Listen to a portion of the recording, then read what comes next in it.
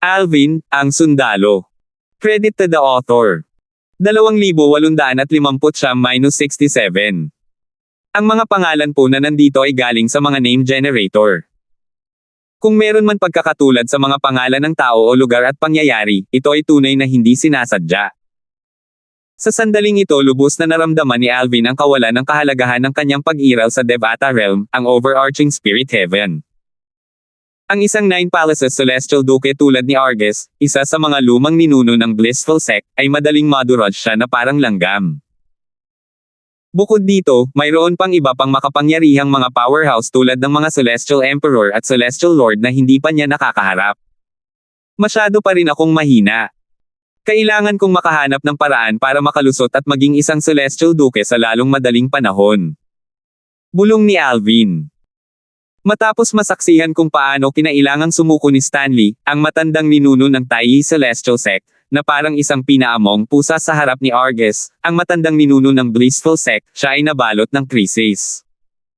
Tutal, si Stanley ang kanyang pinakamalakas na taga-suporta sa kasalukuyan. Samantala, ang mga tao mula sa Thousand Fighters Celestial Sect at sa Martial Dragon Celestial Sect, kasama na ang kanilang mga pinuno ng sekta, ay nanatiling tahimik mula simula hanggang ngayon. Kahit na nabulag ni Argus ang dalawang pinuno ng sekta, tatanggapin pa rin nila ito ng hindi gumaganti. Sa Devata Realms, ang malalakas ay iginagalang, at ang mahihina ay maaari lamang maging sunod-sunyerin upang mabuhay. Si Argus, na ang ekspresyon ng pagkadismaya ay nawala, ay tumingin kay Alvin habang sumili ang isang ngiti sa kanyang mukha. Kaya ikaw si Master Darfield mula sa Taiyi Celestial Sect? Oo. Tumango si Alvin. Sa loob-loob niya, bamaantong hininga siya sa yung idinulot sa kanya ng kanyang bagong reputasyon. Sa kasalukuyan, alam ng lahat na isa siyang kilalang Celestial Alchemist na may kakayahang pinuhin ang kilalang Celestial Pill, ang overarching Heaven Pill, kahit na hindi pa siya umaabot sa edad na 100. Kahit ang mabangis na si Argus nakakabulag lang kay Stanley ay nakangiti sa kanya at magalang na tinatrato siya. Nanatili ang ngiti sa mukha ni Argus habang prangkang nagtanong, Master Darfield, interesado ka bang sumali sa aming Blissful Sect? Kung hindi nasaksihan ni Alvin kung gaano kalupit ang pagtrato ni Argus kay Stanley kanina, iisipin niya na si Argus ay isang mabait at mapagkumbabang monghe. Sumagot siya, Senior Argus, natatakot ako na hindi ako magtatagal sa 6 na rehiyon sa Timog Silangang. Pagkatapos ng komperensya ng alchemy, plano kong umalis sa 6 na rehiyon sa Timog Silangang patungo sa gitnang lugar ng Southern Heaven Territory. Medyo matagal na rin, oras na para bumalik ako, sabi ni Alvin. Nang marinig ang huling bahagi ng mga salita ni Alvin, sina Stanley, Margus, Elton, at Zongjing ay nagulat. Tanging si Tanya lamang ang nanatiling kalmado at hindi nagulat. Gulat na tanong din ni Argus, ikaw ba? Babalik ka sa gitnang lugar? Master Darfield, kay ibig mo bang sabihin na kay taga-gitnang lugar ka? Ang angkan mo ay nakabase sa gitnang lugar. Oo, tumango si Alvin at sinabing diretso ang mukha, may patakaran sa aming angkan. Bago umabot sa edad na 100 ang mga direktang inapo, kailangan muna naming umalis sa gitnang lugar upang magsanay at patunayan ang aming mga sarili sa mga hangganan bago kami payagang bumalik sa angkan. Plano kong gumawa ng pangalan para sa aking sarili sa panahon ng Alchemy Conference bago bumalik sa angkan. Natural lang, gawa-gawa lang ito ni Alvin. Kailangan niyang mag-isip ng peking pagkakakilanlan na magpapaalarma kay Argus. Kahit hindi lubos na maniwala si Argus sa kanyang kwento, mag-iisip pa rin si Argus bago siya atakihin. Dahil may kaakibat itong panganib, tiyak na hindi mararamdaman ni Argus na sulit ang ganitong panganib. Bago pa man makapagsalita si Argus, humarap si Alvin sa mga tao mula sa Taiyi Celestial Sect at humingi ng paumanhin sa kanila habang sinasabi, matandang ninuno, Master Sito, Master Yang, Master York.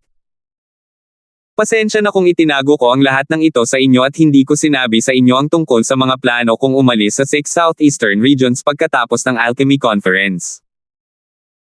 Hindi binigyan ni Kaden, ang pinuno ng sekta ng Martial Dragon Celestial Sect, ng pagkakataong magsalita ang mga tao ng Taiyi Celestial Sect habang ibinubulalas niya, lumalabas na si Master Darfield ay mula sa isang malaking angkan sa gitnang lugar.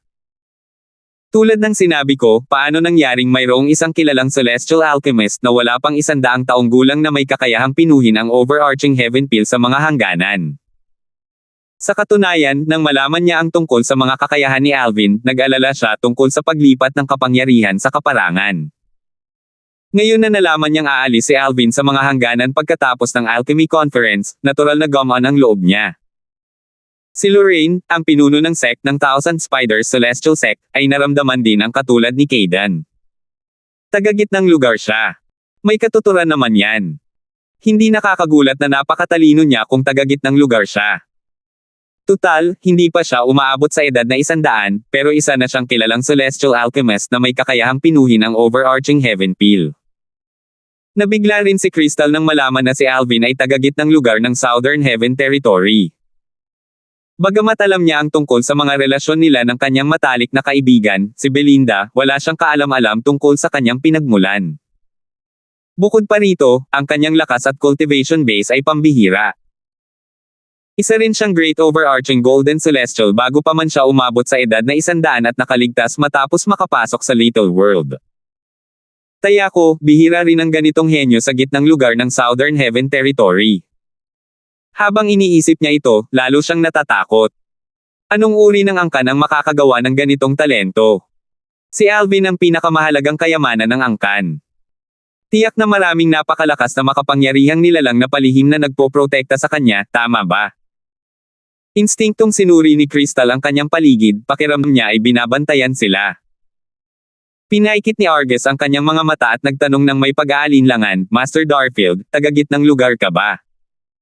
Maaari ko bang malaman kung saang angkan sa gitnang lugar ka nang galing? Pagkatapos, nagpatuloy siya sa pagsasalita, ang mga naunang ninuno ng Blissful Sect ay regular na naglalakbay sa pagitan ng gitnang lugar ng Southern Heaven Territory at ng 6 Southeastern Regions bago sila naging Celestial Kings. Sa makatuwid, ang aming sekta ay may maraming talaan tungkol sa gitnang lugar, kabilang ang isang listahan ng mga makapangyarihang puwersa sa gitnang lugar. Mahilig akong magbasa kaya nabasa ko na ang marami sa mga talaan. Sino ang nakakaalam kung nabasa ko rin ang tungkol sa iyong angkan? Alam ni Alvin na naghihinala si Argus, ngunit mahinahon siyang sumagot, galing ako sa Darfield Clan ng Crimson Sky. Ang Darfield Clan ng Crimson Sky. Narinig ni Alvin mula kay Margus na isasama ng mga makapangyarihang angkan sa gitnang lugar ang kanilang mga lugar ng kapanganakan bilang bahagi ng mga pangalan ng kanilang mga angkan. Siya ay mula sa makamundong kaharian, at ipinanganak siya sa isang maliit na bayan sa Crimson Sky Kingdom. Ganito niya nabuo ang Darfield Clan ng Crimson Sky. Nagtanong si Alvin, narinig mo na ba ang tungkol sa aking angkan, Senior Argus? Hindi, umiling si Argus bago ngumiti, malawak ang gitnang lugar. Kahit na nakapunta na ang mga nauna sa akin sa gitnang lugar, imposibleng malaman nila ang lahat ng mga angkan doon. Gayunpaman, tila ang Darfield Clan ng Crimson Sky ay hindi isa sa nangungunang 10 sikat na angkan sa gitnang lugar. Sumagot si Alvin, syempre naman. Ang Darfield Clan ng Crimson Sky ay hindi maihahambing sa nangungunang 10 angkan sa gitnang lugar. Narinig niya ang tungkol sa nangunang 10 angkan sa gitnang lugar mula kay Stanley. Ang mga angkan ay may malapit na kaugnayan sa tinaguriang Celestial Lord na siyang may kontrol sa gitnang lugar. Tiningnan ni Argus si Alvin ng mabuti na parang sinusubukan niyang basahin ang nasa isip ni Alvin habang sinasabi, marahil, ang angkan ni Master Darfield ay hindi maihahambing sa nangungunang 10 angkan sa gitnang lugar. Gayunpaman, naniniwala ako na ang iyong angkan ay hindi rin maaaring maging isang ordinaryong angkan. Tutal, ang iyong angkan ay may isang henyo na katulad mo. Master Darfield, naniniwala ako na mayroon ka ring mataas na cultivation base, tama ba? Malinaw na sinusubukan niyang kumuha ng maraming impormasyon hanggat maaari mula kay Alvin. Tutal, walang makakasiguro kung nagsisinungaling si Alvin tungkol sa kanyang pagkakakilanlan at pinagmulan. Bukod dito, batay sa mga reaksyon ni Stanley at 3 kilalang celestial alchemist mula sa Taiyi Celestial Sect, malinaw na hindi nila alam na si Alvin ay mula rin sa gitnang lugar. Bago pa man makasagot ang sinuman, sumingit na si Kaidan, Master Argus, si Master Darfield ay hindi lamang may talento sa alchemy, kundi mataas din ang kanyang cultivation base para sa kanyang edad. Wala pa siyang 100 taong gulang ngunit isa na siyang great overarching golden celestial. Isang dakilang pangkalahatang gininto ang Celestial na wala pang 100 taong gulang. Sa kabila ng kanyang panlabas na anyo, si Argus ay gulat na gulat. Bagamat ang Blissful Sect ay mayroong maraming dakilang pangkalahatang gininto ang Celestial na mas bata sa 100 taong gulang, wala ni isa sa kanila ang kilalang Celestial Alchemist na kayang pinuhin ang overarching Heaven Peel. Paano naging posible para sa isang tao na maging bihasa sa alchemy at maging sa cultivation? 2,860. Sa palagay ni Argus, kahit na hindi tuluyang talikuran ng isang Celestial Alchemist ang paglilinang para sa alchemy, malaki pa rin ang magiging epekto nito sa kanyang pag-unlad sa paglilinang. Makikita sa kanyang mukha ang hindi paniniwala habang nagtatanong, Master Darfield, isa ka rin bang Great Overarching Golden Celestial? Bilang isang duke ng Siyam na palasyo na Celestial, natuklasan ni Argus noon na ang kanyang banal na kamalayan ay hindi kayang suriin ang kaluluwa ni Alvin. Kaya naman, hindi niya matukoy ang cultivation base ni Alvin. Hindi niya ito masyadong pinag-isipan dahil maraming paraan ng cultivation na maaaring pumihil sa iba na imbestigahan ang mga cultivator gamit ang kanilang banal na kamalayan. Tumawa si Alvin at nagkunwaring may bahid ng paghamak sa kanyang tono habang nagsasalita, dakilang pangkalahatang langit gininto ang Celestial. Pagkatapos, sinasadya niyang pinalawak ang kanyang banal na kamalayan at ipinakita ang kanyang kaluluwang aura na itinatago ng malalim na banal na metal. Nang maramdaman ang soul aura ni Alvin, mabilis na inilabas ng mga tao mula sa 4 na pangunahing sekta ang kanilang banal na kamalayan upang suriin ang kanyang aura. Labis silang nagulat sa kanilang natuklasan. Ito ay isang malalim na pangkalahatang langit na kataas-taasang Celestial. Isa siyang malalim na overarching Heavenly Supreme Celestial. Sus Mariosep. Tao ba talaga siya? Si Master Darfield ay isang malalim na overarching Heavenly Supreme Celestial. Hindi ka panipaniwala. Gayon din ang pagkagulat ng mga tao ng Taiyi Celestial Sect ang matuklasan na si Alvin ay isang malalim na overarching Heavenly Supreme Celestial. Noon pa man ay iniisip na nila si Alvin bilang isang lubos na mahuhusay at kilalang Celestial Alchemist at inakala nilang isa itong Great Overarching Golden Celestial. Paano sila hindi magugulat nang matuklasan nilang isa siyang overarching Heavenly Supreme Celestial? Hindi pa nga siya 100 taong gulang. Isang malalim na pangkalahatang langit na kataas-taasang Celestial. Namangha si Lorraine. Isang malalim na overarching Heavenly Supreme Celestial na hindi pa umaabot sa edad na 100. Salamat na lang at hindi siya magtatagal sa Taiyi Celestial Sect. Kung hindi, ang posisyon ng Martial Dragon Celestial Sect bilang isa sa mga nangungunang sekta sa Wasteland ay manganganib. Nagulat at nakahinga ng maluwag si Kaden ng sabay. Sa anumang kaso, ang mga pinuno ng sect ng Thousand Spiders Celestial Sect at ang Martial Dragon Celestial Sect ay parehong natuwa at nakahinga ng maluwag na walang plano si Alvin na manatili ng matagal sa Taiyi Celestial Sect. Samantala, isang hindi makapaniwalang ekspresyon ang makikita sa mukha ni Franco, ang arhet ng Blissful Sect. Paano ito nangyari? Isa rin siyang malalim na overarching Heavenly Supreme Celestial. Talaga bang tagagitnang lugar siya? Imposible. Kung siya ay direktang inapo ng isa sa mga angkan sa gitnang lugar, kulang ba siya sa Duke Grade Celestial Methods o Divine Abilities? Kailangan niyang gamitin ang Duke Grade Divine Ability ng Taiyi Celestial Sect para ipagpalit sa isang walang kwentang kahon kanina. Habang iniisip niya ito, mas nababawasan ang takot at banta na nararamdaman niya.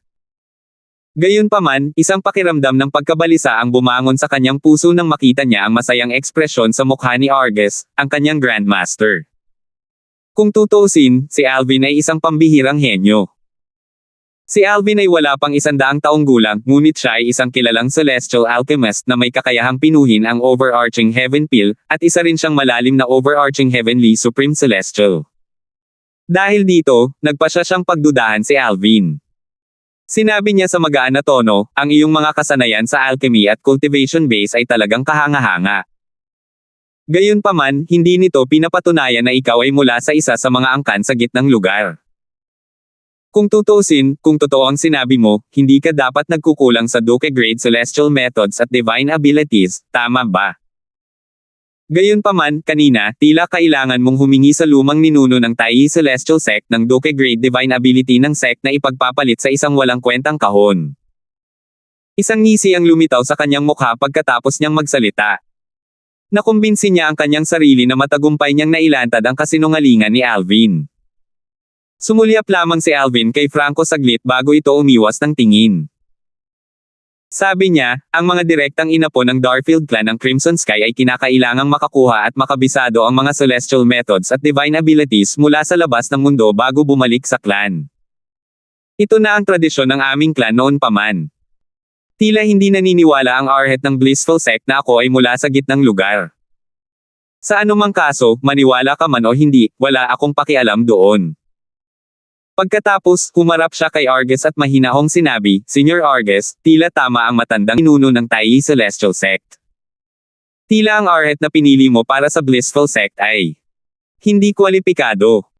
Bahagyang nagbago ang ekspresyon ni Stanley nang marinig ang mga salita ni Alvin. Ang mga salitang ito ang dahilan kung bakit siya nabulag ni Argus. Sa pag-uulit ng kanyang mga salita, sinusubukan ba ni Alvin na pukawin si Argus?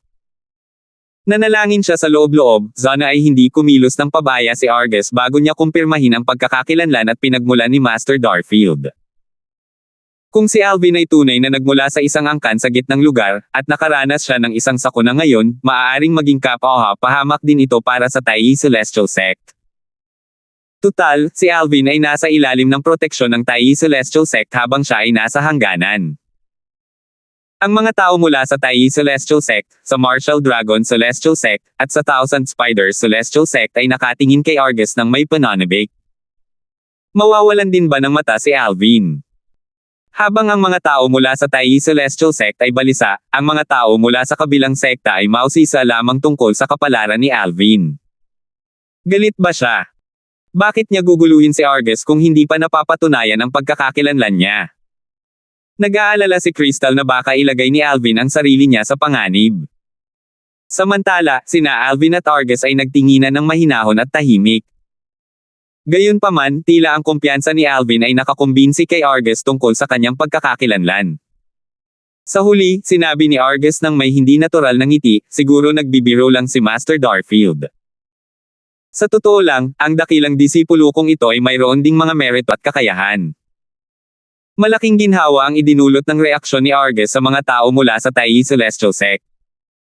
Tila hindi nang ahas si Argus na atakihin si Alvin, hanggat hindi niya natutukoy ang pagkakakilanlan at pinagmulan ni Alvin.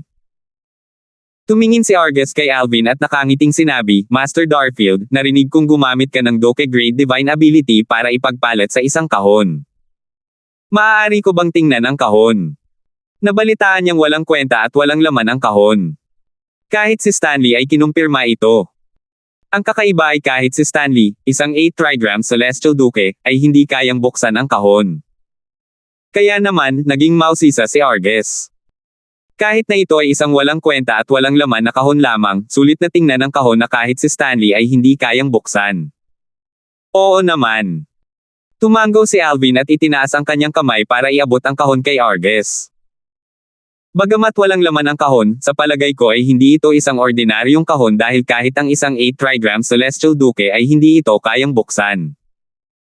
Pagkatapos kong makabalik sa gitnang lugar, plano kong hilingin sa mga Celestial King sa aking angkan na subukang buksan ang kahon.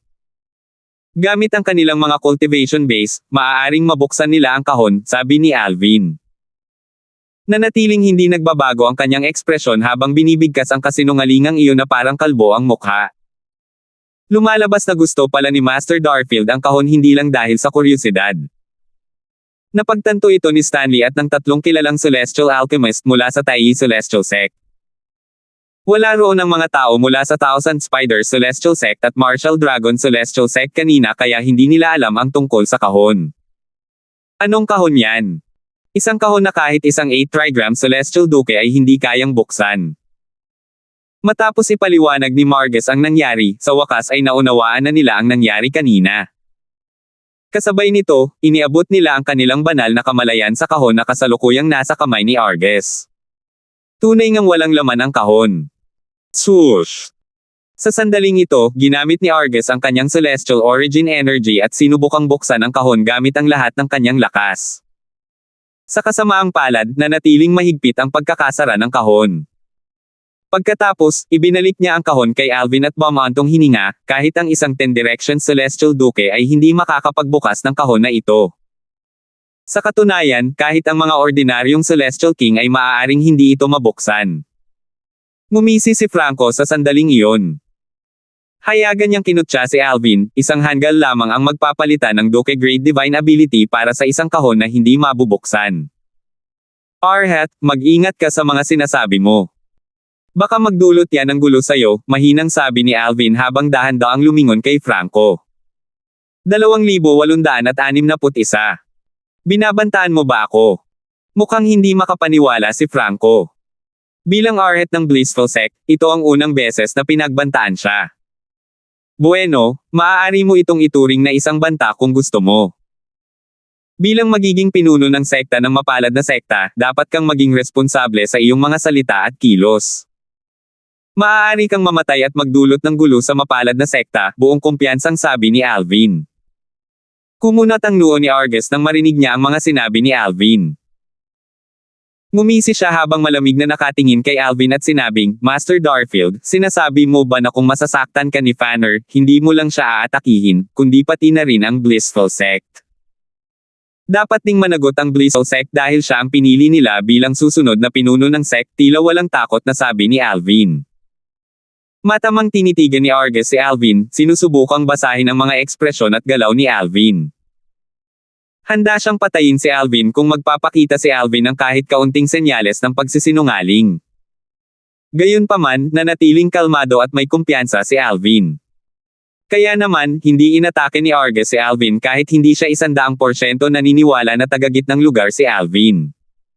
Sa anumang kaso, mas mabuting maging maingat. Kung tutuusin, kung nagsasabi ng totoo si Alvin, tiyak na magdadala siya ng kapahamakan sa Blissful Sect kung papatayin niya si Alvin. Dahil maliit na tunggalian lang ito, mas mabuting baliwalain na lang niya ang bagay na ito. Sa huli, ngumisi lang siya at binigyan si Alvin ng matalim na tingin bago niya sinabing, Fanner, teryo na. Pagkatapos, umalis si Argus kasama si Franco at ang iba pa mula sa Blissful Sect. Grandmaster, naniniwala ka ba talaga sa kanya? Tanong ni Franco, halatang dismayado. Hindi. Umiling si Argus. Hindi ako naniniwala sa kanya. Gayunpaman, maliban kung sigurado tayong nagsisinungaling siya, hindi na kailangang sumugal. Magpapadala ako ng Communication Celestial Talisman pabalik sa sekta at hihilingin sa pinuno ng sekta na magpadala ng isang tao para imbestigahan ang kanyang pinagmulan. Maghahanap ako sa buong kaparangan para malaman ang lahat tungkol sa kanya kung iyon ang kailangan. Kung talagang galing siya sa Darfield clan ng Crimson Sky sa gitnang lugar, hayaan ko na lang ang bagay na ito. Gayunpaman, kung malaman kong nagsisinungaling siya, tiyak na papatayin ko siya. Nakamamatay na sabi ni Argus, halatang galit na galit sa pagbabante ni Alvin kay Franco. Kumikinang ang mga mata ni Franco sa hanggaring pumatay habang lumingon siya pabalik para tingnan si Alvin mula sa malayo. Sana ay hindi ka nagsisinungaling, Alvin. Kung hindi, kapag nalaman natin ang katotohanan, mamamatay ka. Pagkatapos umalis ng mga tao mula sa Blissful Sect, ibinalik ng mga tao mula sa Martial Dragon Celestial Sect at ng Thousand Spiders Celestial Sect ang kanilang atensyon kay Alvin. Gulat pa rin sila na si Alvin ay may kakaibang pinagmulan. Master Darfield, patawarin mo kami sa hindi mo pagkakilala sa iyong pagkakakilanlan. Sina Caden at Lorraine, ang kani-kanilang mga pinuno ng sect ng Martial Dragon Celestial Sect at ng Thousand Spiders Celestial Sect, ay mas magalang kay Alvin ngayon. Hindi tulad ni Argus at Franco, hindi nila pinagdudahan ang mga salita ni Alvin. Kung tutuusin, si Alvin ay isang kilalang celestial alchemist na may kakayahang pinuhin ang overarching heaven peel at isa ring malalim na overarching heavenly supreme celestial kahit na hindi pa siya umabot sa edad na 100. Ito ay mga pambihirang gawa. Ang isang taong tulad niya ay tiyak na bihira kahit sa gitnang lugar ng Southern Heaven Territory. Paano nila hindi siya paniniwalaan? Sa sandaling ito, biglang nagliwanag ang mga mata ni Caden nang may mapansin siya sa di kalayuan. Master Darfield, Senior Stanley, Sect Leader Joster, may nakikita akong lan sa mga kakilala ko, pupunta ako para batiin sila. Paalam na. Mabilis siyang nagpaalam at umalis kasama ang kanyang mga disipulo. Pagkatapos, isa sa mga kilalang celestial alchemist mula sa Thousand Spiders Celestial Sect ay nagsabi, pinuno ng sekta, narito na ang mga tao mula sa Compassionate Celestial Traveler Sect. Isang grupo ng 10 tao, na binubuo ng mga babae, ang kararating lang sa Alchemy Square. Ang pinuno ay isang magandang babae. Nakatayo sa likuran niya ang 3 matandang babae, 2 babaeng nasa katanghaliang gulang, 3 dalaga, at isang batang babae.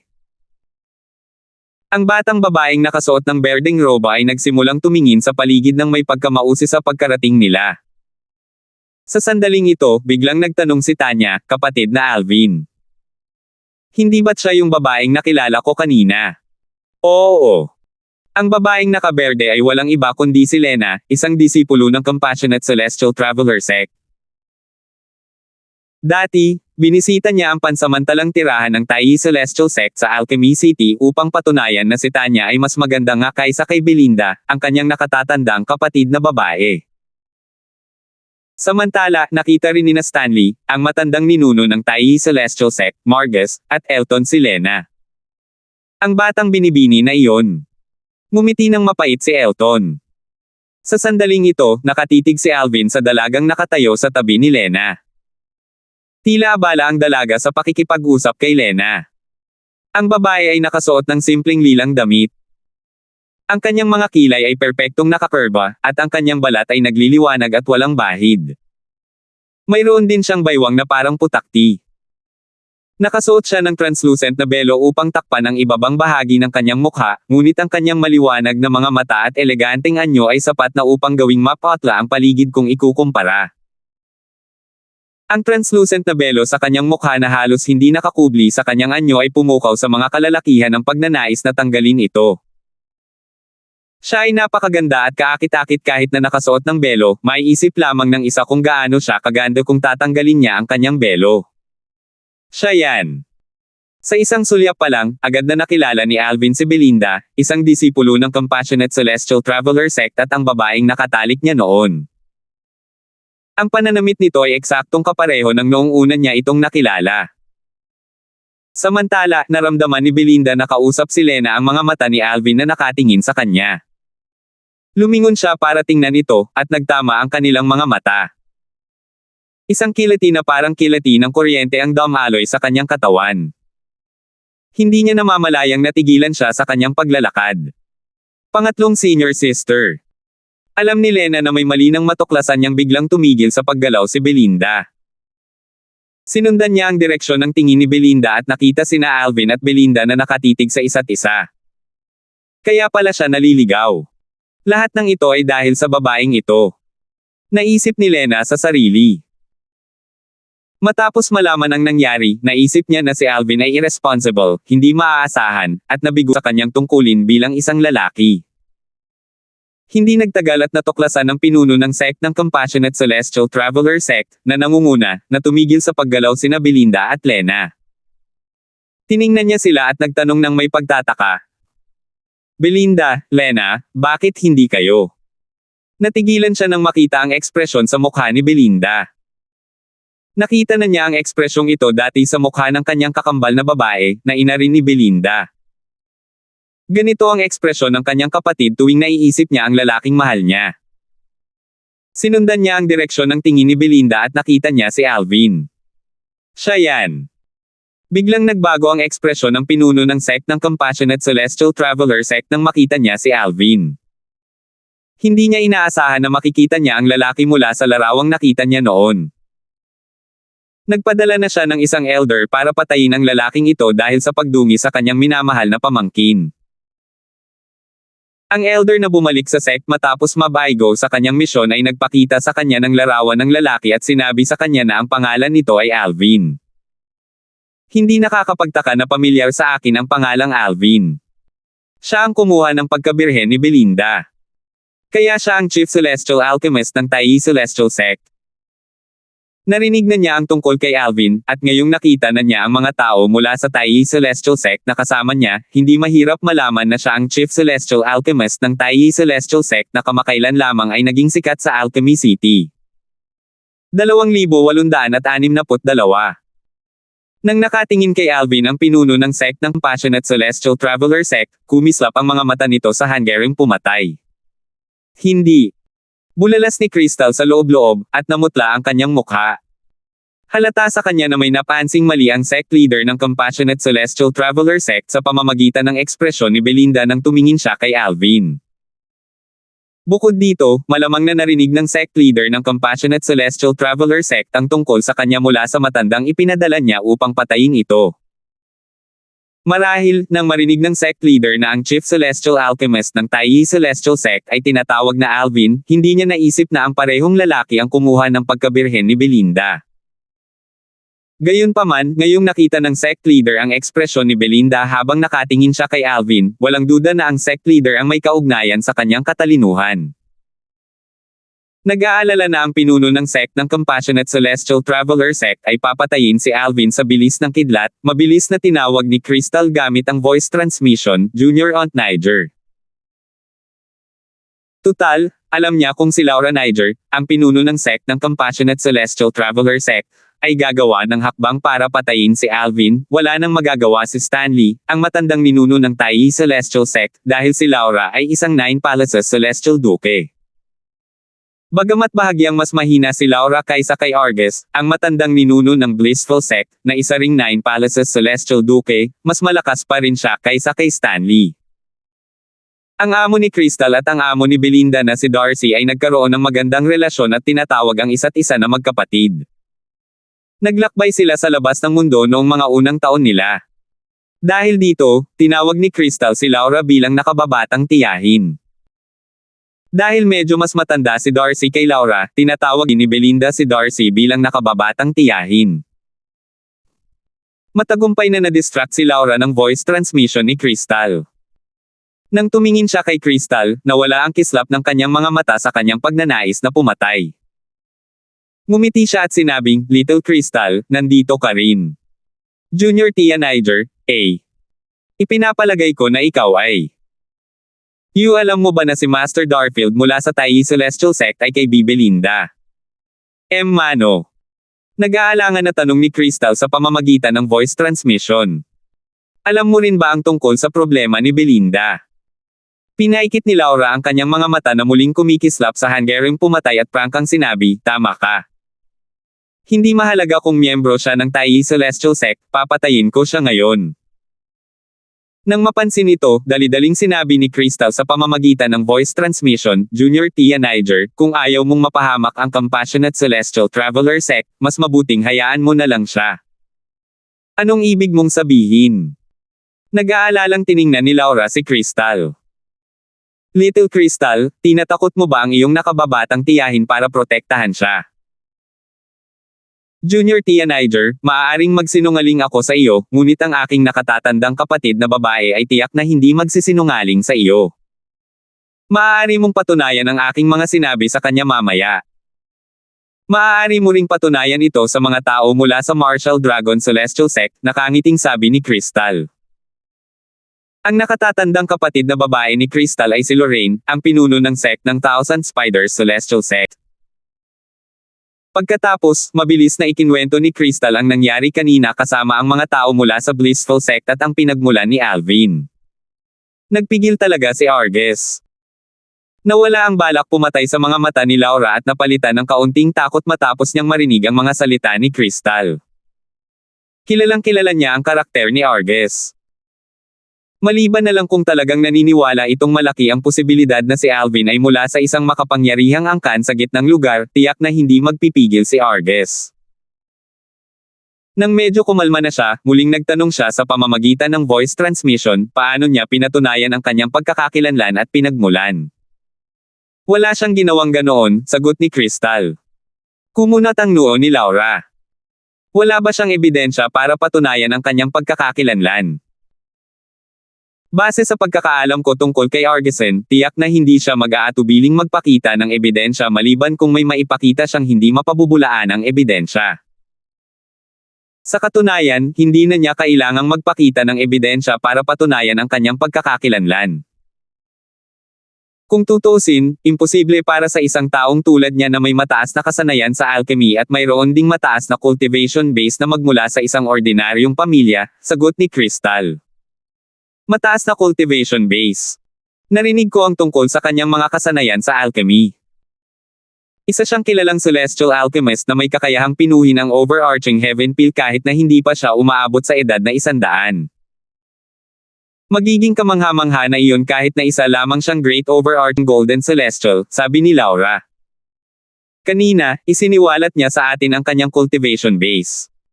Bukod sa pagiging isang kilalang celestial alchemist na may kakayahang pinuhin ang overarching heaven peel, isa rin siyang malalim na overarching heavenly supreme celestial. Sagot ni Crystal. Pro.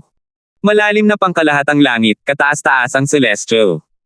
Nanlaki ang mga mata ni Laura sa gulat. Sinubukan niyang palawakin ang kanyang banal na kamalayan upang siyasatin ang cultivation base ni Alvin. Junior Tia, may paraan siya para itago ang kanyang cultivation base.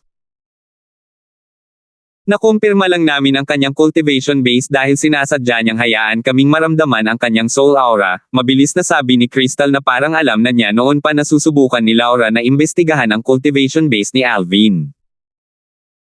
Habang nakikipag-usap si Crystal kay Laura sa pamamagitan ng voice transmission, si Belinda na kanina pa nakatitig kay Alvin ay bumalik sa kanyang katinoan. Mabilis niyang hinayla si Lena upang maabutin ang mga tao mula sa Compassionate Celestial Traveler Sect. Natuklasan niya na ang kanyang pinuno ng sect at ang kanyang tiyahin, si Laura, ay tumigil sa paggalaw at nakatingin kay Crystal, ang kanyang matalik na kaibigan. Kumunat ang noo niya, nag-aalala. Malinaw na pareho silang nag-uusap sa pamamagitan ng voice transmission tungkol kay Alvin. Sa sandaling ito, sa wakas ay binati ni Alvin si Belinda gamit ang voice transmission. Matagal na rin mula noong huli tayong nagkita. Gayunpaman, hindi tumugon si Belinda kay Alvin hanggang sa makita niya itong humakbang palapit sa kanya. Ang kanyang mukha, na nakatago sa ilalim ng belo, ay agad na namutla. Dali-dali niya itong binalaan sa pamamagitan ng voice transmission. Huwag kang lumapit. Ang biglaang babala ni Belinda ay naging dahilan upang bigla na lamang tumigil si Alvin sa kanyang ginagawa. Ngumiti siya at sinabi sa pamamagitan ng voice transmission, handa ka na bang makipag-usap sa akin ngayon? Kung ayaw mong mamatay, huwag kang pumunta rito. Malamig na sabi ni Belinda, bukod pa rito, ang nangyari noon sa Little World na iniwan ng Celestial King mula sa Blissful Celestial Sect ay aksidente lamang. Iwinaksi ko na ito sa aking isipan. Wala akong ideya na makasama ako. Alam kong ikaw ang Chief Celestial Alchemist ng Tai Celestial Sect, pero ayaw ko pa rin sa iyo. Mas mabuting sumuko ka na. Mas gugustuhin ko pang mamatay kaysa maging babae mo. Walang pakialam ang kanyang tingin nang tumingin siya kay Alvin. Para bang nakatingin siya sa isang estranghero. Nang inig sandali si Alvin nang marinig ang mga salita nito, nakaramdam siya ng kirot sa kanyang puso. Huminga siya ng malalim habang nakatitig kay Belinda na may determinado at malamig na ekspresyon sa mukha nito. Kumikirot ang kanyang puso. Wala akong pakialam kung gusto mo ako o hindi. Hindi mo mababago ang katotohanan na ikaw ang aking babae. Maaaring hindi mo ako magustuhan ngayon, ngunit sigurado akong magugustuhan mo rin ako sa hinaharap. Sa anumang kaso, ilalayo kita mula sa Compassionate Celestial Traveler Sect at sa 6 Southeastern Regions. Hindi puro kasinungalingan ang mga sinabi ni Alvin sa mga tao mula sa Blissful Sect. Napagpasyahan niyang ilayo si Belinda mula sa Compassionate Celestial Traveler Sect at mga hangganan at tumungo sa gitnang lugar ng Southern Heaven Territory para sa kaligtasan ni Belinda pagkatapos ng Alchemy Conference. Tutal, sino ang nakakaalam kung kailan malalaman ng Panginoon ni Belinda ang katotohanan na nawala ang kanyang pagkabirhen. Sa oras na iyon, tiyak na sasaktan, kung hindi man papatayin, siya ng kanyang Panginoon. Sa makatuwid, determinado siyang ilayo si Belinda sa lalong madaling panahon. Kung hindi dahil sa kanya, nanatili sana siya ng kaunti pa sa 6 na timog silangang rehiyon hanggang sa magkaroon siya ng isa pang tagumpay. Sayang, hindi na niya kayang manatili pa dahil ang sitwasyon ni Belinda ay parang isang nag-aalab na bomba. Nang marinig ang mga salita ni Alvin, bahagyang nanginig ang mapang-akit na katawan ni Belinda. Aaminin niyang naantig siya sa mga salita nito. Alam niyang gustong ilabas siya ni Alvin dahil sinabi na ni Crystal kay Alvin ang tungkol sa kanyang sitwasyon. Gayunpaman, dahil sa kanyang nararamdaman para dito, labis siyang nag-aatubili na maging pabigat dito. Sapat na para sa kanya ang magdusa ng mag-isa. Huminga siya ng malalim upang pigilan ang kanyang emosyon bago malamig niyang sinabi, hindi ako aalis. Ang Compassionate Celestial Traveler Sect ang aking tahanan. Kahit mamatay ako, mamamatay ako sa Compassionate Celestial Traveler Sect. Nagbago ang ekspresyon ni Belinda nang makita niyang sinusubukan ni Alvin na humakbang pasulong. Huwag kang lumapit. Kung maglalakas loob kang humakbang pasulong, mamamatay ako sa harap mo ngayon din. Matigas ang tono ng kanyang boses, walang duda na seryoso siya sa kanyang sinabi. Alam ni Alvin na hindi nagbibiro si Belinda nang marinig niya kung gaano katatag ang tono nito. Agad siyang tumigil sa paggalaw at nagpadala ng voice transmission na si Belinda para pakalmayan ito, hindi ako lalampas. Huwag. Huwag kang gagawa ng anumang bagay na walang ingat. Sa sandaling ito, si Alvin na naabala ni Belinda ay sa wakas ay natuklasan ang balak pumatay mula kay Laura, ang sect leader ng Compassionate Celestial Traveler Sect. Posible kayang alam ni Laura, ang pinuno ng sekta ng mahabaging manlalakbay na Celestial, na ako ang kumuha ng pagkabirhen ni Belinda. Nalaman ni Alvin ang pangalan ng pinuno ng sekta ng mahabaging manlalakbay na Celestial mula kay Stanley. Batay sa nakamamatay na titig ni Laura, malinaw sa kanya na may alam si Laura. 2,863. Tutal, siya ang nagsugo sa Celestial Duke para sunduin ako. Hindi lang alam ng Celestial Duke na iyon ang pangalan ko, alam din niya ang hitsura ko. Hindi mahirap para sa kanya na gumuhit ng larawan ko dahil nakita niya ako. Kung isa sa alang-alang ang lahat ng ito, hindi nagulat si Alvin na nakilala siya ni Laura, ang sect leader ng Compassionate Celestial Traveler Sect. Ang mga mata niya ay punong-puno ng hangering pumatay nang tumingin siya sa akin kanina, at nawala lang ito matapos niyang tingnan si Crystal. Malamang ay ikinwento ni Crystal ang nangyari sa kanya kanina. Dahil kahit si Argus, ang matandang ninuno ng Blissful Sect, ay hindi nang ahas na basta na lang kumilos laban sa akin, malamang na hindi rin siya basta-basta kikilos laban sa akin. Bilang pinuno ng sect ng Compassionate Celestial Traveler Sect, hindi siya kikilos ng walang ingat hanggat hindi niya lubusan nakukumpirma ang aking pinagmulan. Tutal, kung ako ay tunay na nagmula sa isang angkan sa gitnang lugar, at kumilos siya laban sa akin, magdudulot ito ng kapahamakan sa Compassionate Celestial Traveler Sect. Dahil nakita niya ang mabilis na pag-uusap ni na Laura at Crystal, hindi naging mahirap para sa kanya na mahinuha ang pag-uusap sa pagitan ng dalawa. Sa sandaling ito, isang boses ang umalangaw-ngaw sa isipan ni Alvin. Kapatid na Alvin, siya. Siya ba si Sister Bing na sinabi mo sa akin? Ang taong nagsalita ay walang iba kundi si Tanya. Oo. Bahagyang tumango si Alvin. Habang nakatingin muli kay Belinda, sinundan din ni Tanya ang direksyon ng tingin nito. Napansin niyang sadyang iniwasan ni Belinda ang tingin ni Tanya. Buong-buo niyang naisip, kailangan kong mag-isip ng paraan para mahikayat siyang sumama sa akin. Magandang pagkakataon ng Alchemy Conference. Kung palalampasan ko ang pagkakataong ito, magiging napakahirap makahanap ng isa pang pagkakataon. Samantala, pinangunahan ni Laura ang mga tao mula sa Compassionate Celestial Traveler Sect patungo sa mga tao mula sa Tai Celestial Sect at sa Thousand Spiders Celestial Sect. Binati niya si Stanley, ang matandang ninuno ng Tai Celestial Sect. Junior Uncle Stanley, matagal na rin tayong hindi nagkita. Dahil mas mataas ang seniority ni Stanley kaysa sa kanya, kinailangan niya itong tawagin bilang Junior Uncle. Little Laura, hindi pa tayo nagkikita simula nang maging sect leader ka ng Compassionate Celestial Traveler Sect, di ba? Tumingin si Stanley kay Laura at bumaantong hininga. Naalala niya ang huling beses na nagkita sila ni Laura noon pa. Noong panahong iyon, bata pa lamang siya at hindi pa nagiging sect leader ng Compassionate Celestial Traveler Sect. Sa isang kisap mata lang, lumaki na siya. Hindi lang siya naging sect leader ng Compassionate Celestial Traveler Sect, kundi nalampasan na rin ng cultivation base niya ang kanya. Tunay nga, ilang taon na ang nakalipas. Nakababatang Tio Stanley, maayos ba ang kalagayan mo nitong mga nakaraang taon? Tanong ni Laura nang may bahagyang ngiti. Ang kanyang Panginoon at si Stanley ay may matalik na pagkakaibigan. Bagamat hindi malalim ang kanilang pagkakaibigan, kailangan pa rin niya itong bigyan ng nararapat na respeto dahil kaibigan ito ng kanyang Panginoon. Dapat malaman na sa kanyang kasalukuyang katayuan at cultivation base, kahit na hindi niya ito batiin si Stanley, kailangan pa rin niya itong batiin. Tutal, ang mundong ito ay isa sa pinakamahalaga kung saan ang lakas ang pinakamahalaga. Aba, gaya pa rin ng dati, sagot ni Stanley, hindi nang ahas na magpanggap. Alam niyang maalalahanin na si Laura sa pamamagitan ng pagkukusa na batiin siya at tawagin itong nakababatang tiyuhin. Kahit na pala kaibigan siya sa kanyang amo, magkakilala pa rin sila. Kahit na hindi maalalahanin o magalang si Laura, wala siyang masasabi o magagawa. Sa sandaling ito, si Lorraine, ang sect leader ng Thousand Spiders Celestial Sect, ay sumigaw, Junior Aunt Niger. Katulad ni Crystal, tinawag niya si Laura bilang Junior Aunt. Nang marinig ito, bahagyang tumango si Laura kay Stanley bago ibinaling ang atensyon kay Lorraine. Sinabi niya nang may bahagyang ngiti, Lorraine, 30 taon na ang nakalipas mula noong huli tayong nagkita.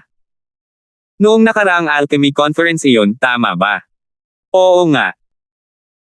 30 taon ang lumipas sa isang kisap mata lamang, ngunit ang anyo ni Junior Tia Niger ay hindi nagbago kahit kaunti, nakangiting sabi ni Lorraine. Nagkwentuhan muna ang dalawa ng kaunti. Pagkatapos, ang mga mata ni Laura ay tuluyang lumipat kay Alvin. Nagtanong siya nang may walang pakialam ng ngiti sa kanyang mukha, Ginoong ito, ikaw ang Chief Celestial Alchemist ng Taiyi Celestial Sect, tama ba? Bahagyang ngumiti si Alvin, at malamig ang hangin na lumalabas. Diretsyong sinabi niya, Sect Leader Niger, alam mo naman yan. Tutal, hindi ka naman nagpadala ng isang makapangyarihang tao para patayin ako. Natural lang na hindi inaasahan ni Laura na ilalantad ni Alvin ang lahat. Sandali siyang nawala ng masabi. Sa kabilang banda, lubhang nagbago ang ekspresyon ni Belinda nang dali-dali siyang magpadala ng voice transmission kay Alvin. Bakit mo binabanggit ang bagay na ito? Naghahanap ka ba ng kamatayan? May bahid ng pagkabalisa ang tono niya, at halatang nag-aalala siya para sa kanya. Alam niya kung sino ako. Kung hindi lang dahil sa matalik mong kaibigan, kanina pa sana siya gagawa ng paraan, sagot ni Alvin.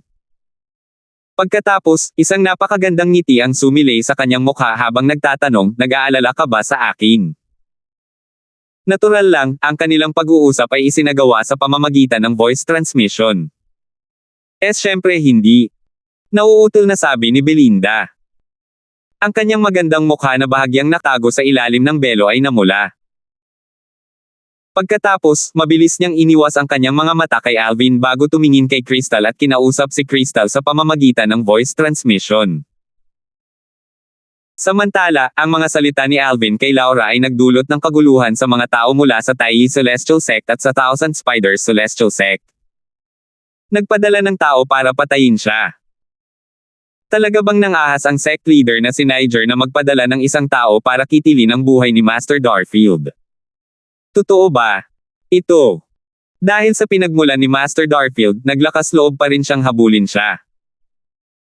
Hindi ba siya natatakot na lilipulin ng Darfield clan ng Crimson Sky ang Compassionate Celestial Traveler Sect? Wala sa kanila ang umasa na mayroong ganito kalaking suma ng loob sa pagitan ni na Alvin at ng Compassionate Celestial Traveler Sect. Ngumisi si Alvin. Malamig niyang tiningnan si Laura at sinabing, kung hindi lang dahil kay Belinda, hindi ko sana pipigilan ang mga kamag-anak ko sa pagpatay sa Celestial Duke na iyon mula sa inyong sekta. Dapat mong malaman na para mapigilan ang mga kamag-anak ko sa pagpatay sa matandang babaeng iyon, kinailangan kong sayangin ang isang Shadow Void Escaping Talisman. Ang kanyang mga mata ay puno ng kumpiyansa, at walang kahit kaunting takot ang makikita sa kanila. Nang marinig ang mga salita ni Alvin, biglang nagbago ang ekspresyon ni Laura. Nang ikwento ni Crystal ang tungkol sa kanyang pinagmulan kanina, naisip din niya na kung si Alvin ay tunay na nagmula sa isang makapangyarihang angkan sa gitnang lugar, tiyak na mayroon siyang malalakas na powerhouse na palihim na nagbabantay sa kanya. Naguluhan siya kung bakit siya nakatakas noong panahong iyon. Tutal, ang mga powerhouse na nagbabantay sa kanya ay tiyak na lalapit upang protektahan siya kung siya ay inaatake. Ngayong narinig niya ang mga salita ni Alvin, nasagot ang kanyang mga tanong. Bagamat hindi pa rin ako lubos na naniniwala sa kanya, may katuturan ang sinabi niya. Bukod dito, kung mayroon siyang ordinaryong pinagmulan, mahihirapan siyang makakuha ng Shadow Void Escaping Talisman. Pagkatapos, sinabi ni Laura, kung ganoon nga, nagpapasalamat ako sa pagpapakita ng awa sa aking nasasakupan. Kasabay nito, sinimulan niyang pag-aralan si Alvin bago siya tumanggo ng pabulong. Oo nga. Isa siyang walang kapantay na talento. Wala pa siyang 100 taong gulang, ngunit isa na siyang kilalang celestial alchemist na may kakayahang pinuhin ang overarching heaven peel at isa na ring malalim na overarching heavenly supreme celestial. Kahit na hindi pambihira ang kanyang pinagmulan, maituturing pa rin siyang magandang kapareha para kay Belinda. Bagamat walang nakakaalam na si Laura ang tunay na tiyahin ni Belinda, na anak ng kakambal ni Laura, lagi niyang tinatrato si Belinda na parang pamangkin niya. Kung walang paraan para patayin si Alvin, hindi sana masama kung mabubuhay ng masaya ang pamangkin niya kasama ang lalaking ito. Kung gusto mong magpasalamat sa isang tao, dapat mo siyang pasalamatan, sabi ni Alvin. Malinaw niyang nakita na nawala ang balak pumatay sa mga mata ni Laura at napalitan ito ng kaunting pagmamalasakit. Sa oras na ito, sa wakas ay nalaman ni Belinda ang nangyari mula sa kanyang matalik na kaibigan, si Crystal. Hindi pa rin siya nang ahas na salubungin ang tingin ni Alvin habang nagtatanong siya sa pamamagitan ng voice transmission, ikaw. Talaga bang galing ka sa isang makapangyarihang angkan sa gitnang lugar? Malinaw niyang naaalala noong una niyang nakilala ang binata na nakasuot ng lila, ang lakas nito ay medyo kaawa-awa. Gayunpaman, sa loob lamang ng 3 taon, matagumpay siyang naging isang malalim na overarching heavenly supreme celestial. Bukod dito, isa rin siyang kilalang celestial alchemist na may kakayahang pinuhin ang overarching heaven peel. Nakamit niya ang lahat ng mga gawaing ito bago pa man umabot sa edad na 100. Ang isang taong tulad niya ay kailangang maging pambihira tulad ng sungay ng dragon o balahibo ng kilin kahit sa Southern Heaven Territory. Paano siya hindi magugulat? Sandaling kumislap ang mga mata ni Alvin habang nagtatanong bilang tugon, kung oo, handa ka bang sumama sa akin? Kay. Kailangan kong tanungin ang aking Panginoon. Sagot ni Belinda habang nakayuko. Noong una, nang magkita sila, si Belinda ay nakatayo ng mataas habang si Alvin ay nasa ibaba. Sa kasalukuyan, sapat na ang taas ng kanyang pag-akyat kaya't kahit papaano, ay kapantay na niya ito, kung hindi man ay mas mataas pa. Tutal, kahit na ang kanyang cultivation base ay hindi pa kasing taas ng sa kanya, isa rin siyang kilalang celestial alchemist na may kakayahang pinuhin ang overarching heaven peel. Ang iyong Panginoon. Tumaas ang kilay ni Alvin nang marinig ang sagot ni Belinda. Nagtanong siya sa malungkot na tono, paano kung hindi siya sumang-ayon at gusto mong pagbayaran mo ang iyong umano'y kasalanan gamit ang iyong buhay? Kung gayon ay pagbabayaran ko ang aking buhay. Sagot ni Belinda, puno ng paniniwala. Para bang wala siyang gaanong pinahahalagahan sa kanyang buhay. 2,864. Napaka. Matigas ng ulo mo. Nakaramdam ng kawalan ng magawa si Alvin nang marinig ang sagot ni Belinda. Hindi niya sinagot ang tanong nito kung galing ba siya sa isang makapangyarihang angkan sa gitnang lugar. Ayaw niyang magsinungaling dito, pero may kutob siyang kung malalaman nito ang katotohanan, wala na itong pag-asa na magkasama pa sila. Bagamat malamig ang pakikitungo nito sa kanya, hindi mahirap para sa kanya na makita na tunay itong nag-aalala sa kanya. Dati, nalaman niya kay Crystal na nagmamalasakit sa kanya si Belinda, pero sa ngayon, sa wakas ay nakita na niya ito mismo. Sigurado siyang hindi naman lubos na natitinag si Belinda sa kanya. Hindi naman lubos na natitinag sa kanya ang babaeng ito. Sa sandaling ito, isang pamilyar na boses ang umalangaw-ngaw sa tainga ni Alvin. Guwapong bata. Instinktibo siyang lumingon upang tingnan ang nakaberdeng figure na nakatayo sa tabi ni Belinda. Ang taong tumawag kay Alvin ay walang iba kundi si Lena, isang disipulo ng Compassionate Celestial Traveler Sect at nakababatang kapatid ni Belinda. Kung ikaw ay isang lalaki, panagutan mo ang iyong sarili at ibalik si third senior sister sa iyong angkan mula sa 6 na timog silangang rehiyon. Natatakot ako na ang pagkawala ng kanyang pagkabirhen ay hindi magtatagal na may tatago sa ating Panginoon, sabi ni Lena sa seryosong tono, dahil sa ugali ng ating Panginoon, kung malalaman niya na wala ng pagkakataon si third senior sister na maging pinuno ng sekta, tiyak na hindi siya magdadalawang isip na patayin si third senior sister. Matagal na panahon na ang nakalipas, mayroon akong isang senior sister na nakaranas nito. Hindi nagatubiling patayin siya ng aking Panginoon. Sa pagtatapos ng kanyang pangungusap, bahagyang nanginig ang kanyang boses. Malinaw na tunay siyang nag-aalala para kay Belinda. Tutal, lumaki siyang kasama si Belinda. Mas matagal niya nang kasama si Belinda kaysa sa kanyang Panginoon.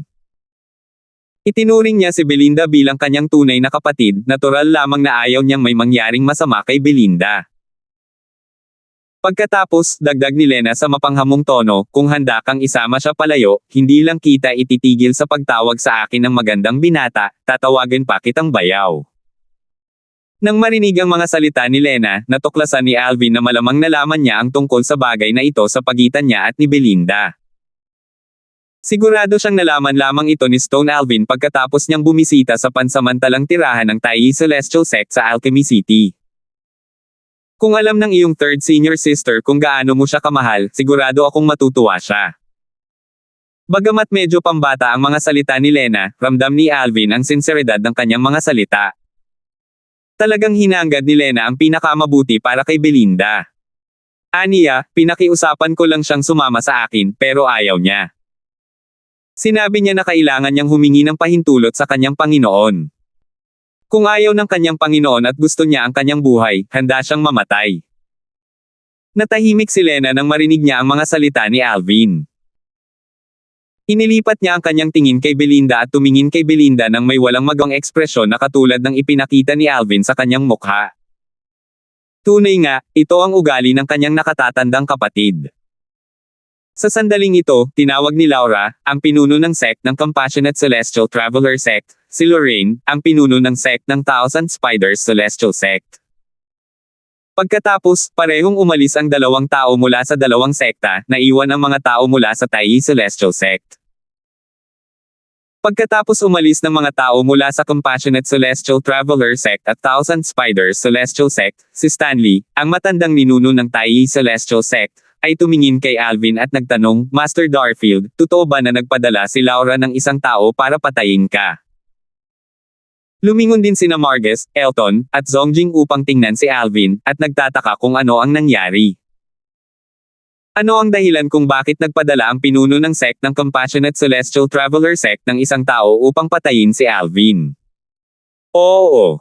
Mahinang tumango si Alvin. Bakit? Tanong ulit ni Stanley.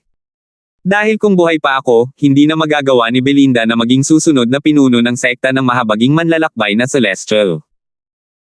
Sabi ni Alvin habang nakatitig sa mga tao mula sa sekta ng mahabaging manlalakbay na Celestial na nakatayo sa kabilang panig ng plaza. Kung buhay ka pa, hindi maaaring si Belinda ang susunod na pinuno ng sekta ng mahabaging manlalakbay na Celestial. Bakit? Naguluhan si Stanley. Bagamat matagal na siyang nag-iisa, hindi naman lingid sa kanya ang mga usapin ng mga matataas na puwersa sa 6 na rehiyon sa Timog Silangang. Alam niyang si Belinda ay napili bilang kandidato para sa susunod na pinunang sekta ng mahabaging manlalakbay na Celestial. Nabalitaan niya na mahigit 70% ng mga matataas na opisyal sa sekta ang nagnanais na siya ang maging susunod na pinuno ng sekta. Kung walang aksidente, tiyak na siya ang magiging susunod na pinuno ng sekta ng mahabaging manlalakbay na Celestial. Paano siya hindi malito sa mga salita ni Alvin? Walang pakialam na sumagot si Alvin, dahil si Belinda ay aking babae, at tila, ang pinuno ng sect ng Compassionate Celestial Traveler Sect ay hindi pinapayagang makipagrelasyon sa isang lalaki. Nang marinig ang mga salitang ito, lalong nalito ang mga tao mula sa Tai Celestial Sect. Palihim nilang tiningnan si Tanya na nakatayo sa tabi ni Alvin at natuklasan na napakakalma nito. Para bang wala siyang pakialam na ipinahayag ni Alvin na si Belinda ay kanyang babae. Natural lang na hindi inaasahan ni Stanley na sina Alvin at Belinda ay nagtalik na. Ipinapalagay niya na pareho silang may nararamdaman para sa isa't isa, at hanggat nabubuhay si Alvin, ayaw ni Belinda na maging sect leader ng Compassionate Celestial Traveler Sect. Aniya, kaya, iniisip ni Laura na pagkatapos kanyang patayin, wala nang magagawa si Belinda kundi ang masunuring tanggapin ang posisyon bilang sect leader ng Compassionate Celestial Traveler Sect. Dahil sa tanong ni Stanley, nanatiling tahimik si Alvin. Ano ang masasabi niya? Masasabi ba niya na sila ni Belinda ay nagtalik at kahit napatay na siya o buhay, si Belinda ay hindi kailanman maaaring maging susunod na pinuno ng sekta ng Compassionate Celestial Traveler Sect dahil nawala na ang kanyang birhen?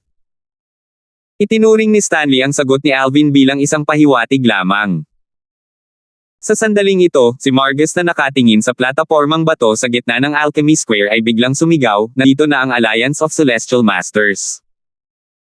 Instinctive na lumingon sina Alvin at ang iba pa upang tingnan ang platapormang bato sa gitna ng plaza. Isang lalaking nasa katanghaliang gulang at isang matandang lalaki ang unang bumaba sa plataporma. Hawak ng lalaking nasa katanghaliang gulang ang isang nakatuping pamaypay at mukhang isang iskolar. Ang kanyang mukha ay parang isang inukit na jade, halata na tiyak na napakagwapo niya noong kanyang kabataan. Sa kabilang banda, ang matandang lalaki na nakasuot ng abuhing damit ay may malabong mga mata, at walang ekspresyon ang kanyang mukha. Ang kanyang anyo ay parang isang ordinaryong matandang lalaki. Sa kabila ng ordinaryong anyo ng matanda, sa sandaling lumitaw siya, maraming tao ang nagdagsaan sa plataporma at magalang na binati siya. Master Ashford. Sa mga taong dumagsa upang bumati sa matanda, karamihan sa kanila ay nakasuot ng uniforme ng Celestial Alchemist mula sa Alliance of Celestial Masters. Base sa kanilang mga uniforme, makikitang walang kakulangan ng mga kilalang Celestial Alchemist sa 6 na rehiyon sa Timog Silangang. Pamilyar kay Alvin ang ilan sa mga taong dumagsa upang bumati sa matandang lalaki. Ang mga taong iyon ay ang mga Celestial Alchemist mula sa Martial Dragon Celestial Sect at sa Thousand Spiders Celestial Sect. Habang nakatingin si Alvin sa matandang lalaki, sinabi ni Stanley, ang matandang lalaking ito na nakaabong damit ay si Edison Ashford. Isa siyang Supreme Celestial Alchemist mula sa Alliance of Celestial Masters. Bagamat medyo mahina siya sa alyansa, dahil mabibilang sa isang kamay ang bilang ng mga Supreme Celestial Alchemist sa 6 Southeastern Regions, lubos siyang iginagalang dito. Patuloy na nagpaliwanag si Stanley, ang lalaking nasa katanghaliang gulang ay isang duke ng Siyam na palasyo. Hindi alam ang kanyang pangalan, ngunit tinatawag siya ni Master Ashford bilang Little Hayes. Kaya naman, ang alam lang natin ay Hayes ang kanyang apelyido. Maya-maya pa, isang grupo ng mga tao ang bumaba sa entablado, at muling sinimulan ni Stanley ang kanyang pagpapakilala. Ang mga bagong dating ay isa pang kataas-taasang Celestial Alchemist, ilang kilalang Celestial Alchemist, at isang grupo ng mga tao na malinaw na naroon upang protektahan ang mga Celestial Alchemist. Mahalagang tandaan na ang isa sa mga gwardya ng Celestial Alchemist ay mukhang kapareho ng Celestial Alchemist na kanyang pinuprotektahan. Malinaw na sila ay kambal. Higit sa lahat, ang gwardya ay isang 10-direction Celestial Duke. Guru Zong. Pagkalabas pa lang ng kambal, ilang kilalang Celestial Alchemist ang nagkusa na salubungin ang kambal na isang Celestial Alchemist. Panginoong Zongji. Di nagtagal, binati rin ng mga tao sa ibaba ng platapormang bato ang isa pang kambal. Tutal, isa siyang 10-direction Celestial Duke. Sa 6 na timog silangang rehiyon, ang 10-direction Celestial Dukes ang pinakamakapangyarihang nilalang. Zongxiang, Zongji. Tinitigan ni Alvin ang kambal. Narinig na niya ang tungkol sa kanila mula kay Stanley dati. Si Zongxiang ang nakatatandang kambal at ang Celestial Alchemist habang si Zongji, ang nakababatang kambal, ay ang 10-direction Celestial Duke. 2,865, patay na ba ang batang Panginoon ng Profound Heaven Celestial Sect? Tagasalin, Endless Fantasy Editor ng pagsasalin, Endless Fantasy Translation. Kabilang sa grupo mula sa Alliance of Celestial Masters, mayroong 4 na kataas-taasang Celestial Alchemists. Bukod doon, mayroong 3 9 Palaces Celestial Dukes at isang 10-direction Celestial Duke na kasama ang mga Celestial Alchemists. Lahat sila ay inimbitahan dito ng mga nangungunang puwersa sa 6 Southeastern Regions upang pamunuan ang Alchemy Conference. Ang 4 na upuan sa platapormang bato sa gitna ng Alchemy Square ay inihanda para sa mga kataas-taasang Celestial Alchemists mula sa Alliance of Celestial Masters. Sa sandaling ito, si Stanley, ang matandang ninuno ng Taiyi Celestial Sect, ay tumingin kay Alvin at sinabing, Master Darfield, pumunta tayo roon at batiin ang mga Celestial Alchemist mula sa Alliance of Celestial Masters. Pagkatapos, naglakad siya patungo sa platapormang bato nang hindi hinihintay ang iba. Hindi nagatubili sina Alvin, Margus, at ang iba pa at sumunod kay Stanley. Mula simula hanggang katapusan, nanatili si Tanya sa tabi ni Alvin. Gayunpaman, paminsan-minsan ay lumilihis ang kanyang mga mata sa mga tao mula sa Compassionate Celestial Traveler Sect. Para maging tumpak, titingnan niya si Belinda na nakasuot ng belo upang itago ang kanyang mukha. May bahid ng inggit na makikita sa kaibuturan ng kanyang mga mata nang tumingin siya kay Belinda. Ikinwento sa kanya ni Alvin ang tungkol sa mga relasyon nito kay Belinda. Kaya naman, naiinggit siya kay Belinda na itinuturing ni Alvin na kanyang asawa. Tutal, nararamdaman niya na sinasadya siyang iniiwasan nito, at sa isang banda, tinatrato lamang siya ng tapat bilang isang nakababatang kapatid. Hindi ito ang gusto niya. Natural lang na walang kaalam-alam si Alvin sa kasalukuyang iniisip ni Tanya. Hindi niya alam na mas marami na itong karanasan sa mundo at hindi na rin niya alam ang mga bagay-bagay sa pagitan ng mga lalaki at babae. Sa isang banda, kasalukuyan niyang nararanasan ang kanyang unang pag-ibig at nahihirapan siyang pakawalan ang mga damdaming ito.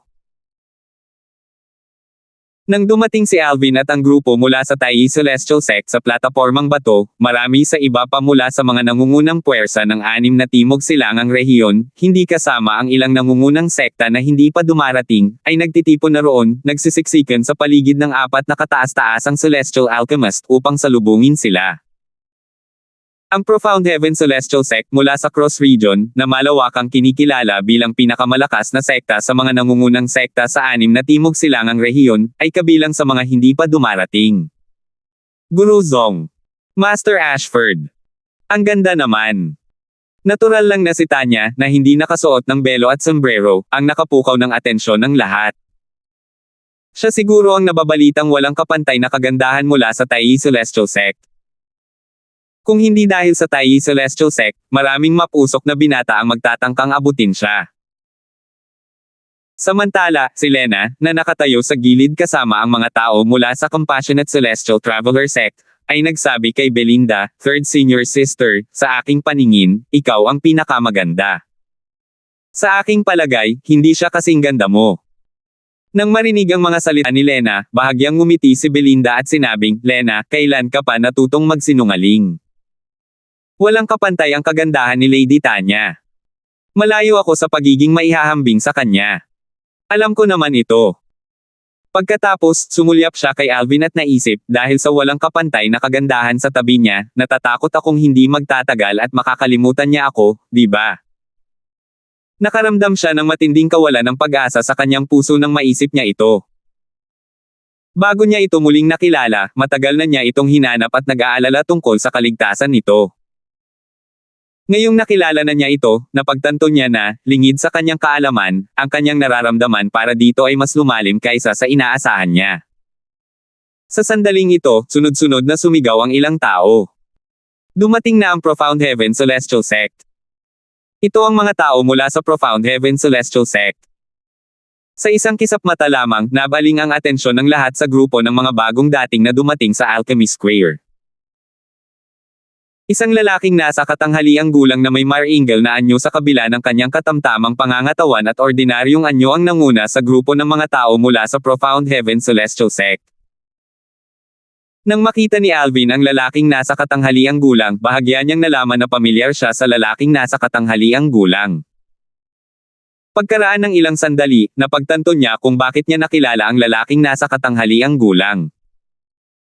Siya siguro ang ama ni Rodel, si Emer Bale, ang pinuno ng sekta ng Profound Heaven Celestial Sect. Tunay nga, si Rodel, ang batang Panginoon ng Profound Heaven Celestial Sect, ay may kaunting pagkakahawig sa lalaking nasa katanghaliang gulang. Bukod dito, ang lalaking nasa katanghaliang gulang ay malinaw na pinuno ng grupo mula sa Profound Heaven Celestial Sect. Sa makatuwid, hindi mahirap para kay Alvin na mahinuha na ang lalaking nasa katanghaliang gulang ay si Emer, ang pinuno ng sect ng Profound Heaven Celestial Sect. Maikling nagsalita si Stanley tungkol kay Emer kay Alvin. Ang pinuno ng sect ng Profound Heaven Celestial Sect ay isang 9 Palaces Celestial Duke. Ang sect ay mayroong 10 Direction Celestial Dukes at ilan pang 9 Palaces Celestial Dukes. Dumagundong ang boses ni Stanley sa tenga ni Alvin. Master Darfield, siya si Bayuji, ang sect leader ng Profound Heaven Celestial Sect. Ang matandang lalaking nakaasol sa likuran niya ay isa sa 4 na dakilang tagapangalaga ng Profound Heaven Celestial Sect. Isa rin siyang 9 Palaces Celestial Dukes. Nang marinig ang mga salita ni Stanley, ibinaling ni Alvin ang kanyang mga mata sa matandang lalaking nakasuot ng asul na damit na nakatayo sa likuran ni Emmer. Nabanggit na noon ni Stanley na mayroong 3 kataas-taasang elder sa Profound Heaven Celestial Sect na mga 10 Direction Celestial Dukes at 4 na Great Protectors na mga 9 Palaces Celestial Dukes. Ang mga Great Protectors ay kilala bilang Azure Dragon Protector, White Tiger Protector, Vermilion Bird Protector, at Black Tortoise Protector. Naisip ni Alvin, ang matandang ito ay malamang ang tagapagtanggol ng Azure Dragon. Nang makita niya ang matandang nakatingin sa kanya ng may nanlalabo na mga mata, nakaramdam siya ng lamig. Bumilis ang tibok ng kanyang puso habang nanginginig siya sa loob, lubos na batid ang nakakatakot na lakas ng isang siyam na palasyo na Celestial Duke. Sa ilalim ng mapagmasid na mga mata ng lahat, pinangunahan ni Emmer ang grupo ng mga tao patungo sa platapormang bato. Habang papalapit sila sa platapormang bato, 8 tao na nasa platapormang bato ang sunod-sunod na bumaba upang batiin at salubungin sila. Dapat tandaan na ang mga tao mula sa Compassionate Celestial Traveler Sect at sa Blissful Sect ay dumating malapit sa platapormang bato kanina, ang mga taong ito ay hindi umalis sa entablado upang batiin sila. Batay dito, makikita na ang katayuan ng Profound Heaven Celestial Sect ay mas mataas kumpara sa Compassionate Celestial Traveler Sect at sa Blissful Sect. Habang ang 8 tao at ang mga tao mula sa Profound Heaven Celestial Sect ay magpapalitan na ng pagbati, isang boses na puno ng pag-aalala ang umalangaw-ngaw sa hangin. Pinuno ng sekta. Pinuno ng sekta. Bagamat hindi masyadong malakas ang boses, malinaw itong narinig ng lahat dahil sa katahimikang bumalot sa pagdating ng grupo mula sa Profound Heaven Celestial Sect. Ilang sandali pa, nakita ng lahat ang isang binata na ang mukha at damit ay may bahid ng dugo na paika-ika papasok sa Alchemy Square. Nang makita ng isang lalaking nasa katanghaliang gulang na nakasuot ng pilak mula sa Profound Heaven Celestial Sect ang binata, lubhang nagbago ang ekspresyon nito nang sumigaw siya, "Little Six." Ang binata ay ang kanyang mga direktang disipulo. Siya ay medyo may talento at nireranggo sa nangungunang 3 sa mga nakababatang henerasyon sa sekta. Samantala, bahagyang sumimangot ang makikita sa mukha ni Emmer. Guru. Nang marinig ang boses ng lalaking nasa katanghaliang gulang na nakasuot ng pilak, ang binata na may bahid ng dugo ay agad na lumipad patungo sa mga tao mula sa Profound Heaven Celestial Sect. Tila hindi niya narinig ang kanyang amo habang sumusugod siya patungo kay Emmer. Kumabog. Agad na lumuhad ang binata sa harap ni Emmer. Makikita sa kanyang mukha ang pagkadismaya habang ilang beses na bumubuka at sumasara ang kanyang bibig, tila hindi mahanap ang tamang mga salitang sasabihin. "Little Six, anong nangyari sa iyo?" Tanong ni Emmer nang nakakunot ang noo. "Little Six." Hindi mapakali ang lalaking nakasuot ng pilak at nasa katanghaliang gulang nang makita ang mga kilos ng kanyang direktang disipulo. Kilalang-kilala niya ang kanyang disipulo. Kung hindi lang dahil sa isang mahalagang bagay, hindi sana kikilos ang kanyang disipulo sa ganitong paraan. Kalaunan, nanginginig na sinabi ng binata, "S-Sect." Pinuno ng S-Sect, Senior Brother Rodel. Siya. Shener. Paano siya? Naging malungkot ang ekspresyon ni Emmer. Mabilis niyang kinuha ang Soul Pearl ni Rodel. Nang makita niyang buo ang Soul Pearl, nakahinga siya ng maluwag. Gayunpaman, sa isang kisap mata, muling nagbago ang ekspresyon ng kanyang mukha. Natuklasan niyang tila nawala na ang enerhiya sa Soul Pearl ng kanyang anak. Nangangahulugan ito na hindi na masasabi sa kanya ng Soul Pearl kung patay na o buhay ang kanyang anak. Sa sandaling ito, sa wakas ay natapos na ng binata ang kanyang mga salita. Ito ang matandang ninuno mula sa Tai Celestial Sect. Siya ang pumatay kay Senior Brother Rodel. 2,866. Ang Soul Pearl ay nag-iimbak ng enerhiya ng isang tao at naipapakita kung siya ay patay o buhay. Gayunpaman, ang enerhiya sa Soul Pearl ay mawawala sa paglipas ng panahon, at sa gayon, mawawala ng gamit ito. Kailangang lagyan ng enerhiya ang Soul Pearl paminsan-minsan upang mapanatili itong gumagana. Si Emmer, ang pinuno ng sect ng Profound Heaven Celestial Sect, ay gumawa ng ilang kalkulasyon sa isip at natuklasan na ang kanyang anak ay nakatakdang maglagay ng kanyang enerhiya sa Soul Pearl kalahating buwan na ang nakalipas. Ang kanyang ekspresyon ay naging lubhang malungkot sa sandaling ito. Senior Brother Rodel. Patay na siya. Ito ang matandang ninuno ng Tai Celestial Sect. Pinatay niya si Senior Brother Rodel. Umalangaw-ngaw ang mga salita ng binata sa Alchemy Square na tahimik na parang sementeryo. Nagulat si Alvin nang marinig niya ang sinabi ng binata. Pagkatapos, agad siyang lumingon kay Stanley, ang matandang ninuno ng Tai Celestial Sect, na may gulat na ekspresyon sa mukha. Ang mga salita ng binata ay nagdulot ng kaguluhan sa mga tao sa Alchemy Square. Hindi nagtagal at lumingon ang lahat kay Stanley. Tiningnan nila siya na parang isa siyang patay na naglalakad habang masigasig silang nag-uusap. Senior Brother Rodel. Si Rodel yan, di ba? Ang young master ng Profound Heaven Celestial Sect. Si Stanley mula sa Tai Celestial Sect ang pumatay sa kanya. Baliw ba si Stanley? Si Rodel ang nag-iisang anak ng pinuno ng sect ng Profound Heaven Celestial Sect. Bakit pinatay ni Stanley si Rodel? Dahil ba ito sa kanilang alitan isang buwan na ang nakalipas? Posible yan. Pero, bakit hinayaan ni Stanley na mabuhay ang binata pagkatapos niyang patayin si Rodel? Hindi ba't paghuhukay lang ito ng butas para sa kanyang sarili? Tingnan mo kung gaano kawawa ang itsura ng binata. Halatang halata na muntik na siyang makaligtas. Hindi mo ba nakikita ang sugat sa dibdib niya? Halatang halata na para itong isang nakamamatay na suntok, pero ang sugat ay bahagyang nasa gilid ng puso niya. Kaya siguro siya nakaligtas. Tama ka. Samantala, tinitigan ni Emmer si Stanley bago ito sumigaw, Stanley. Bang! Biglang lumabas ang celestial origin energy ni Emmer nang walang anumang babala. Sa isang kisap mata, nawala siya sa kanyang kinatatayuan, naiwan na lamang ang isang hukay at ang kanyang after image. Lumitaw ang mga bitek sa lupa at nagsimulang kumalat palabas. Lumipad sa ere ang mga tao mula sa Profound Heaven Celestial Sect habang gumuho ang lupa dahil sa puwersa ni Emmer. Bang! Isa na namang pagsabog ang umalangaw-ngaw sa hangin bago pa man mawala ang imahe ni Emmer. Nakita ng mga tao si Emmer na lumilitaw sa harap ni Stanley bago niya pinalipad pabalik si Stanley. May mga bitek na parang sapot ng gagamba na nabuo rin sa lupa kung saan nakatayo si Stanley. Bumuhos. Bumuhos. Bumuhos. Napakalakas ng puwersa kaya kalahati ng katawan ni Stanley ay nalibing sa lupa pagkatapos niyang lumapag. Dumura siya ng dugo na nagmentsa sa lupa ng nakasisilaw na pula. Nahirapan siyang huminga habang sinasabi ng may matinding hirap, sekta. Pinuno ng sekta Bale, hindi ko. Hindi ko. Pinatay ang anak mo. Maaaring tinanggap na niya ang kanyang kapalaran kung talagang pinatay niya si Rodel, ngunit ang totoo ay hindi niya pinatay si Rodel. Magsasalita na sana ulit si Stanley nang malamig na sinabi ng binata, Stanley, sigurado akong hindi mo inaasahan na ganito ang kahihinatnan, di ba? Hindi mo nataman ang tangkang pagtama mo sa puso ko. Akala mo siguro walang makakaalam pagkatapos mo kaming patayin ni Senior Brother Rodel, di ba? Kumislap ang mga mata niya sa puot, at nanginig ng malakas ang katawan niya habang itinuturo si Stanley.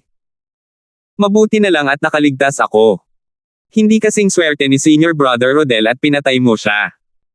Tiningnan ni Stanley ang binata ng matalim at nagtanong sa mapanglo na tono, sino ka? Bakit mo ako sinisiraan? Stanley.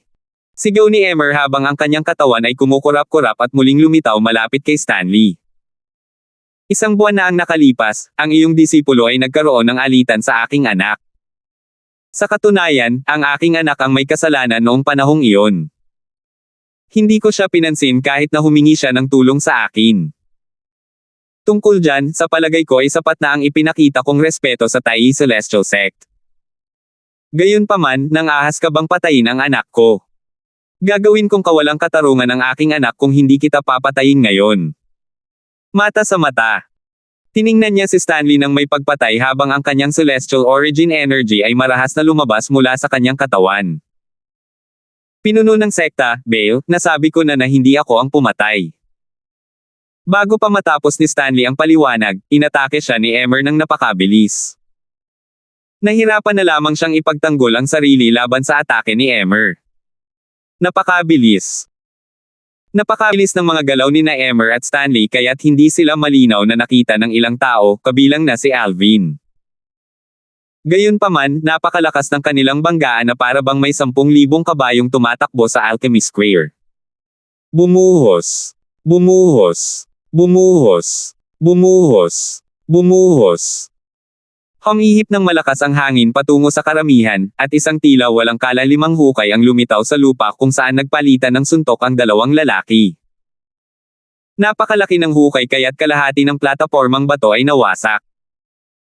Ang 8 upuan na nakapatong sa platapormang bato ay pinasabog at nawasak din. May mali. Nagdududang naisip ni Alvin nang maalala ang tunay na pagkabigla sa mukha ni Stanley nang itanggi niyang pinatay niya si Rodel. Natural lang, wala siyang paraan para malaman kung talagang pinatay ni Stanley si Rodel o hindi dahil hindi niya laging kasama si Stanley. Gayunpaman, batay sa mga reaksyon ni Stanley, tila malabong pinatay ni Stanley si Rodel.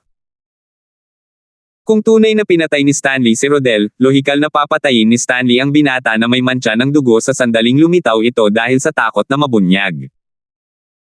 Tutal, kahit na magalit ang Profound Heaven Celestial Sect dahil pinatay ni Stanley ang binata, malabong papatayin nila si Stanley dahil sa binata. Tutal, kumpara sa binata, mas mataas ang katayuan ni Stanley bilang matandang ninuno ng Tai Celestial Sect. Sa mundong ito kung saan iginagalang ang mga malalakas, hindi ito nakakagulat. Kasabay nito, kung pinatay ni Stanley si Rodel, may sapat na dahilan si Emmer para patayin si Stanley. Bukod dito, hanggat hinahayaan ni Emmer ang iba pang miyembro ng Tai Celestial Sect matapos patayin si Stanley, ang mga nakatagong kapangyarihan na palihim na nagpoprotekta sa Tai Celestial Sect ay maaaring hindi kumilos dahil makatwiran naman ang mga ginawa ni Emmer. Malamang nawalan na ng katwiran si Emmer matapos marinig na pinatay ang kanyang anak. Kung naisip niya ito nang may malinaw na pag-iisip, mapagtatanto niya na dahil buo ang soul pearl ng kanyang anak, may posibilidad na buhay pa ang kanyang anak. Nawalan na rin ng enerhiya ang soul pearl. Kung hindi siya nilamon ng galit, maaaring maisip niya na maaaring nagsinungaling din ang binata mula sa Profound Heaven Celestial Sect. Nako, ang tanging nasa isip niya ngayon ay ang patayin si Stanley upang ipaghiganti ang kanyang anak. Putok. Nagpatuloy ang labanan ng halos 10 paghinga pa bago ito biglang natapos. Emmer, hindi kita pinatay anak. Ang boses ni Stanley na puno ng sama ng loob ay umalangaw-ngaw ng malakas bago bumuhos ang dugo sa Alchemy Square. Sa wakas ay muling lumitaw si Emmer sa gitna ng hamog na dugo nang bumagsak sa ere ang isang spatial ring. 2,867. Ito ang singsing pangkalawakan ng matandang ninuno. Ang matandang ninuno. Patay na. Malaki ang ipinagbago ng ekspresyon ni Alvin, Marges, Elton, at Zongjing nang makita nila ang spatial ring na nahulog sa ambon ng dugo. Matandang ninuno. Natanto ni Alvin sa sandaling ito. Si Stanley, ang matandang ninuno ng Tai Celestial Sect, ay napatay ni Emmer, ang pinuno ng sect ng Profound Heaven Celestial Sect. Sa halos 12 paghinga, si Stanley, isang 8 trigram Celestial Duke, ay napatay ni Emmer na isang 9 Palaces Celestial Duke. Gayunpaman, alam niya na ang dahilan kung bakit namatay si Stanley sa maikling panahon ay dahil sa biglaang unang pag-atake ni Emmer na malubhang nakasakit kay Stanley. Gayunpaman, hindi mababago ang katotohanan na namatay si Stanley, isang 8 trigram Celestial Duke. Labis niyang nadama ang kanyang kawalang halaga nang maalala niya kung paano napatay ang isang 8 trigram Celestial Duke na kanyang hinahangaan sa loob lamang ng 12 paghinga. Samantala, ang mga tao sa Alchemy Square, nakakabalik lang ng kanilang katinoan, ay huminga ng malalim. Lahat sila ay nagulat na napatay si Stanley sa maikling panahon. Kung tutusin, si Stanley ay malawakang itinuturing na isa sa mga nangungunang 8 trigram Celestial Dukes, kung hindi man ang nangunguna, sa 6 southeastern regions. Patay na siya. Ang matandang ninuno ng Tai Celestial Sect, si Stanley. Patay na ba siya? Susmariosep. Si Stanley ay isa sa pinakamalakas na 8 trigram celestial dogs pero napatay siya ni sect leader Bai sa loob lamang ng 12 hininga. Ito ang pagkakaiba ng isang 8 trigram celestial duke at isang 9 palaces celestial duke. Teka, siguradong hindi handa si Stanley sa biglaang pag-atake ni Emmer kaya halos nawala ang lakas niya. Kung hindi, sa palagay ko ay hindi siya mamamatay ng ganito kabilis. Tama ka, nakalimutan ko yan. Mukhang nabigla si Stanley. Pagkatapos ng biglaang pag-ataking iyon, hindi na siguro nasa maayos na kondisyon si Stanley para lumaban. Kung nasa maayos na kondisyon si Stanley, baka hindi siya mapatay ni Emmer nang wala pang 50 hininga. Gayunpaman, wala nang ibang makapagpapabalik ng buhay kay Stanley ngayon. Mula simula hanggang katapusan, wala ni isa sa mga tao mula sa matataas na puwersa sa 6 na timog silangang rehiyon ang nangahas na makialam o magsalita, kasama na rito ang mga sekta na kakaibigan ng Taiyi Celestial Sect. Tutal, sa kanilang palagay, ang Taiyi Celestial Sect ang may kasalanan. Malas lang si Stanley. Nakaligtas ang binata at nabunyag ang kanyang pagpatay sa Young Master ng Profound Heaven Celestial Sect. Marahil, hindi niya inaasahan na ang kanyang atake ay tatama sa puso ng binata nang hindi man lang tumatama. Bueno, kahit na ang taong pinatay ng matandang ninuno ng Taiyi Celestial Sect ay may mababang cultivation base, ang taong iyon ay ang nag-iisang anak ng pinuno ng sect ng Profound Heaven Celestial Sect. Ang Taiyi Celestial Sect ang malinaw na may kasalanan. Tama. Normal lang sa isang ama na ipaghiganti ang kanyang anak. Sa katunayan, maituturing itong isang suma ng loob sa pagitan nina Emmer at Stanley at walang kinalaman sa parehong sekta. Kahit na malaman pa ito ng mga nakatagong mala Celestial Kings mula sa Taiyi Celestial Sect, wala pa rin silang basehan para ipaghiganti si Stanley. Tama iyan. Hanggat hindi aatakihin ni Emmer ang Taiyi Celestial Sect matapos patayin si Stanley, malamang na hindi kikilos ang mga mala Celestial King mula sa Taiyi Celestial Sect. Halos lahat ng mula sa mga nangungunang sekta sa 6 na timog silangang rehiyon ay nadama na ang pagkamatay ni Stanley ay makatwiran at hindi dapat makapekto sa ugnayan sa pagitan ng Taiyi Celestial Sect at ng Profound Heaven Celestial Sect. Ang mga mala Celestial King mula sa Taiyi Celestial Sect na kanilang nabanggit ay mga makapangyarihang tao na piniling manatili sa 6 na timog silangang rehiyon sa halip na pumunta sa gitnang lugar ng South Heaven Territory. Dahil hindi sila tumungo sa gitnang lugar, ang kanilang mga cultivation base ay bumalik sa isang 10 direction Celestial Duke. Kahit na noon, mas malakas sila kaysa sa mga ordinaryong 10 direction Celestial Duke sa mga hangganan. Sa makatuwid, tinawag silang mala Celestial King sa mga hangganan. Sa sandaling ito, tiningnan ni Emmer si Alvin at ang mga tao mula sa Taiyi Celestial Sect bago siya malakas na nagpahayag, gusto kong malaman ng aking mga kasama na ang insidente ngayon sa pagitan ko at ni Stanley ay walang kinalaman sa Taiyi Celestial Sect at sa Profound Heaven Celestial Sect. Ang aking mga aksyon ay para lamang ipaghiganti ang aking anak. Bagamat mas mahina ang Taiyi Celestial Sect kaysa sa Profound Heaven Celestial Sect, narinig niya na ang mga mala Celestial King mula sa Taiyi Celestial Sect ay humakbang noon nang sinubukan ng isa sa mga nangungunang sekta sa 6 na timog silangang rehiyon na lipulin ang Taiyi Celestial Sect. Dahil dito, nag-ingat siya na huwag pukawin ang Taiyi Celestial Sect sa takot na magdulot ng galit ng mga mala Celestial King mula sa Taiyi Celestial Sect. Si Argus, ang matandang ninuno ng Blissful Sect, na nagkaroon ng alitan kay Alvin kanina ay tumingin kay Alvin ng may paghamak habang sinasabi, huwag kang mag-alala, Sect Leader Bale, ang Blissful Sect ay magtatanggol sa iyo. Di nagtagal, ang iba pang mga sekta na hindi pamilyar kay Alvin ay sunod-sunod na salita upang suportahan si Emmer. Samantala, bagamat ang Thousand Spiders Celestial Sect at ang Martial Dragon Celestial Sect mula sa Wastelands ay tuwang-tuwa sa pagkamatay ni Stanley, hindi nila hayagang sinabi na gagawarin nila ang Profound Heaven Celestial Sect upang maiwasan ang pagkakasala sa Taiyi Celestial Sect. Ang masamang relasyon sa pagitan ng tatlong pangunahing sekta ng Wasteland ay hindi kinakailangan at hindi produktibo dahil regular silang nagkikita sa Wasteland. Gayun din, ang Compassionate Celestial Traveler Sect ay hindi nagsalita dahil sa kanilang maraming alitan sa Blissful Sect. Bukod dito, ang Panginoon ni Laura, ang pinuno ng sect ng Compassionate Celestial Traveler Sect, ay naging kaibigan ni Stanley. Hindi magiging angkop para sa kanila na ay pangako si Emer. Salamat sa lahat, sabi ni Emer habang pinagsalikop ang kanyang mga kamao. Pagkatapos, itinaas niya ang kanyang kamay bago lumitaw ang isang bulk zone ng hangin at dinala ang spatial ring kay Alvin at sa mga tao mula sa Taiyi Celestial Sect.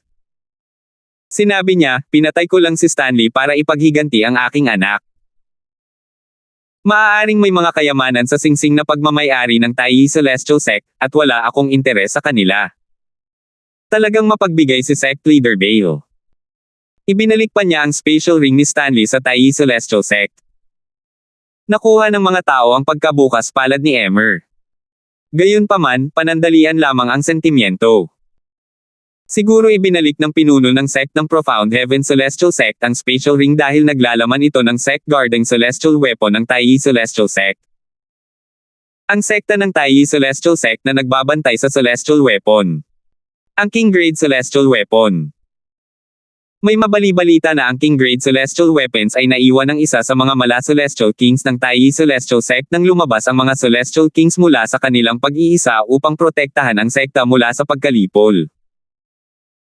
Ang sekta na nagtangkang lipulin ng Taiyi Celestial Sect at kalaunan ay nilipol ng mga mala Celestial King noong panahong iyon ay mas malakas pa kaysa sa Profound Heaven Celestial Sect. Nang iwan nila ang King Grade Celestial Weapon sa Taiyi Celestial Sect, binanggit nila na maliban kung ang sect leader o ang pinakamalakas na powerhouse sa Taiyi Celestial Sect ay magdesisyon na ibigay ang King Grade Celestial Weapon, ang mga magtatangkang sapilitang kunin ito ay papatayin nila. Narinig ko rin iyan. Kaya naman, hindi lamang ang mga puwersa ng 6 na rehiyon sa Timog Silangang, kundi pati na rin ang lahat ng puwersa sa mga hangganan ng Southern Heaven Territory ay hindi nangangahas na agawin ang Taiyi Celestial Sect ng kanilang King Grade Celestial Weapon. Tama. Walang sino man ang maglalakas loob na kunin ang King Grade Celestial Weapon maliban na lang kung hindi sila natatakot sa mga mala Celestial Kings mula sa Taiyi Celestial Sect. Gayunpaman, ang mga hindi natatakot sa mga mala Celestial Kings ay malamang na hindi interesado sa isang King Grade Celestial Weapon. Hindi nagulat si Alvin sa mga usapan sa kanyang paligid.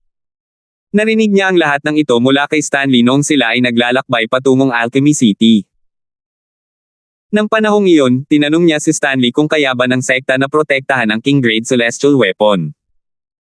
Ang King Grade Celestial Weapon sa Taiyi Celestial Sect ay palaging nasa pag-aari ng pinakamalakas na powerhouse sa sect. Tanging ang pinakamalakas na powerhouse o ang pinuno ng sect ang may karapatang ibigay ang King Grade Celestial Weapon.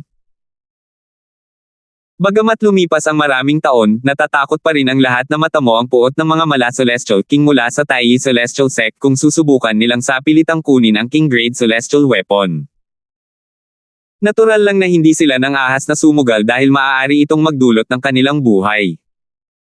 Salamat po at sinamahan ninyo ako, ingat lagi mga master.